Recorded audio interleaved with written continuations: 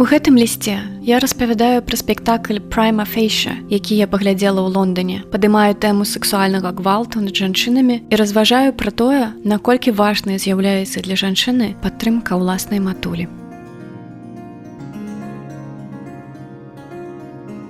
Ліст 3. Прывітанне, мамка. Пішу табе позна, амаль ноччу, па гарачых слядах, на эмоцыях, пакуль ёсць смеласць, бо на раніцу я прачнуся і вырышу не пісаць, а напісаць трэба. Зрэшты, ліст можна напісаць і не даслаць. Вярнулася я позна, таму што хадзіла ў кінатэатр глядзець відэазапіс спектакля, які па-ангельску называецца «Prima Facie». «Prima Facie» – гэта юрыдычны тэрмін, які ў перакладзе з лацінскай мовы азначае «на першы погляд» ці «па першым уражанні». На практыцы маецца на ўвазе неабвержаны доказ. У крымінальным праве азначае наяўнасць дастатковай доказнай базы, каб справа дайшла да суда. Спектакль гэты паказвалі ўжывую 2 гады таму, але я прапусціла. Здорава, што Нацыянальны тэатр робіць магчымым праглядаць спектаклі ў якасным відэазапісе. Прызнаюся табе, што не прачытала апісанне спектакля, калі ішла яго глядзець. Проста памятала, што вельмі хацела. Па сюжэце Тэс, адвакатка, абаронца ў крымінальным судзе, распавядае сваю гісторыю. Тэс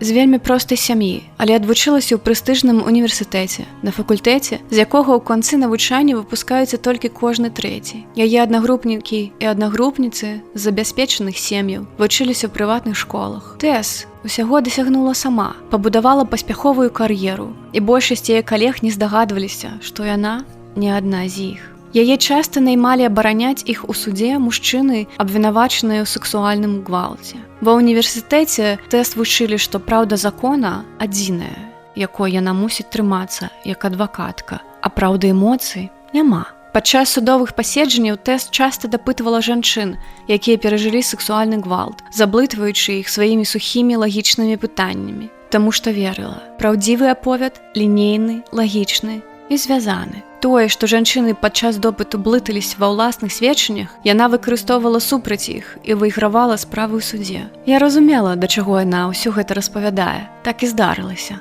Аднойчы Тэс сама стала ахвярай сексуальнага гвалту. Гэта быў яе знаёмы, якога яна лічыла надзейным і бяспечным, з якім у яе дагэтуль быў сексуальны кантакт. Па згодзе Тэс апынулася на месцы шматлікіх жанчын, чыіх гвалтаўнікоў, дзякуючы яе працы, апраўдалі.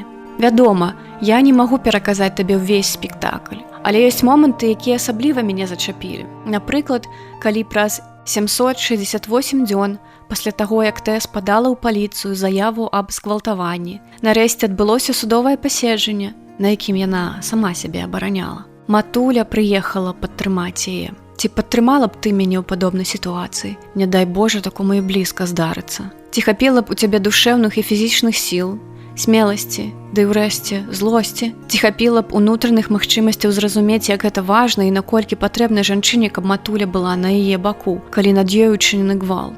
Я пытаю цябе, таму што не ўпэўненая. Памятаеш, калі я сышла ад Эс і пераехала з кватэры ягоных бацькоў, дзе мы жылі, я пазваніла табе. Ты не сказала мне: «Я з табой, дачушка, ты малайчынка, так будзе лепш для цябе». Не сказала: «Мы разам, мы справімся». Ты сказала: «А як жа ж ты цяпер адна?» І зноў мы вяртаемся да гэтага адна. Напэўна, так ты сябе адчувала ўсё жыццё, сам-насам з гвалтам, ад якога цябе ніхто не абараніў. Я разумею цябе рацыянальна, столькі пра гэта думала і разважала, узважвала, але не магу адпусціць, не магу дараваць, што ты не падтрымала мяне тады, што першай рэакцыяй была нявера ў мяне. Гэтая нявера жыве глыбока ўва мне, і я бачу ў люстэрку яе перакрыўлены твар у самыя адказныя моманты. Што, калі я не спраўлюся? І я правальваюся ў бездапаможнасць маленькай дзяўчынкі, якой я была, якая не магла спыніць, вырашыць увесь гвалт, праз які праходзіла ты, праз які праходзілі мы. Але я даўно не маленькая дзяўчынка, і я спраўляюся.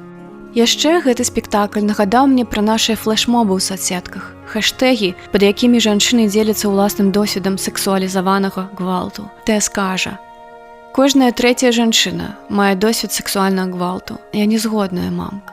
Я думаю, амаль кожная. І я. Хоць прызнацца сабе, а тым больш табе у гэтым цяжка. Цяжка ўсвядоміць, таму што ўсвядоміўшы, я сяджу і тупа гляджу ў сцяну, не ведаючы, што з гэтым рабіць.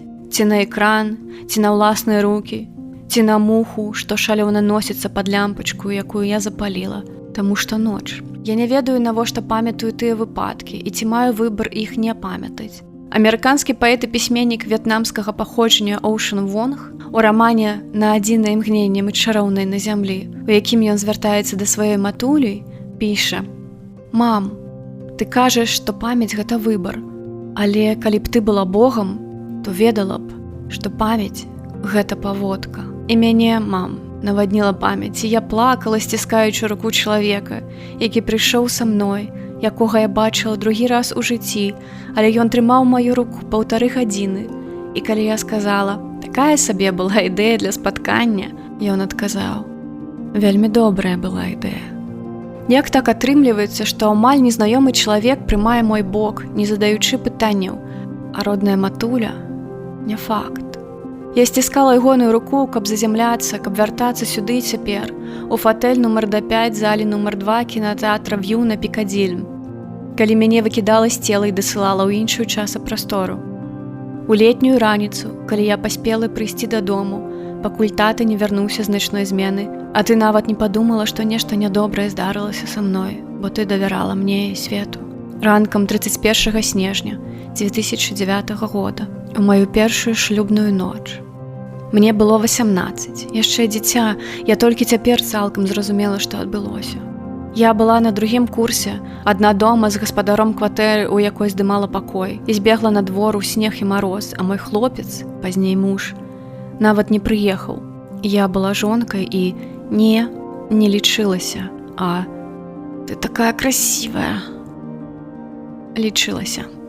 Як увогуле можна было пабрацца шлюбам з чалавекам, які не прыехаў да цябе пасля таго, як гаспадар кватэры, у якой ты жывеш, спрабаваў цябе пацалаваць і прапанаваў заплаціць за большае. Мае самыя на той час блізкія сяброўкі, адна з якіх да мяне жыла ў тым самым пакою, а другая і ў той час жыла ў ім, толькі з'ехала на святы. Сказалі: «Такое магло адбыцца толькі з табой. З намі такога б не здарылася». Ім я таксама дагэтуль не магу дараваць. «Я столькі хачу табе распавесці, мам», піша матулі Оушен Вонг. «І я табе, мамка, але я не магу патлумачыць навошта. Ні ў воднай з тых сітуацый няма ні кроплі тваёй віны ці адказнасці. І нават калі ты хацела б, то не змагла б мне дапамагчы. Можа быць, я проста хачу ведаць, што ты заняла б мой бок. Адназначна, без сумневаў, рашуча і упарта. Інакш унутры мяне нібыта бракуе некай важнай часткі, без якой я не магу быць цэлай, без якой так цяжка перамагчы страхі і няверу ў сябе. Часам, у бестурботныя моманты, я веру, што рана – гэта і тое месца, дзе два краі скуры зноў сустракаюцца. І тады яны запытваюцца: «Дзе ты быў? Дзе мы былі, мам?» піша Оушен Вонг. А я дадаю: «І чаму я так доўга не ўспамінала ўсё гэта? І чаму ўспомніла цяпер? Таму што памяць дае другі шанец», піша Оушен Вонг. «Шанец перапісаць тое, што нам баліць. Нам з табой можа спатрэбіцца шмат другіх шанцаў. І мы маем іх столькі, колькі пажадаем. Абдымаю. Твоя дачушка».